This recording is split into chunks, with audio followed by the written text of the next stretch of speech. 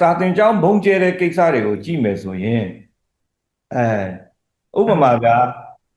ကျွန်တော်တို့ဖန်စီတဲ့စစ်ဌာနချုပ်လိုက်တိမ့်မိရဲ့အချိန်မှာရန်သူရဲ့မိသားစုတွေကလေးတွေမျိုးသမီးတွေပါလာတယ်ကျွန်တော်တို့သူတို့အချုပ်ထဲမှာမထည့်ထားဘူး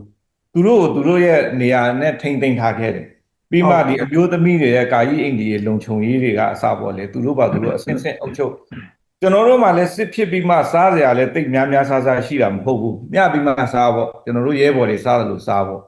အဲ့လိုမျိုးသူ့ရဲ့ကလေးတွေကိုဆိုရင်နည်းနည်းပြေးလောကစားဖို့တဲ့နေရာတွေကအစရန်သူရဲ့ကလေးတော့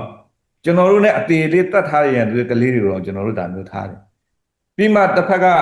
လူသားချင်းစာနာမှုထားတယ်လို့ဒီကလေးတွေကကျွန်တော်တို့နိုင်ငံရဲ့အနာဂတ်တွေပဲ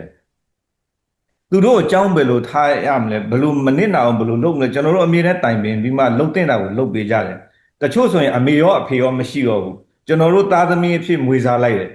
ပြီးမှသူတို့ကိုဒီလိုမျိုးထားတဲ့ကလေးတွေလည်းရှိတယ်ဆိုတော့ဒီစစ်ပွဲမှာသူ့ရဲ့စစ်သားတွေတည်တော်လို့စာသင်ကျောင်းကိုလက်တုံ့ပြန်တယ်ဆိုတော့ဒီလူတွေရဲ့နိုင်ငံချစ်စိတ်ဆိုတဲ့ဟာကဘာလဲဆိုတာကျွန်တော်နားမလည်တော့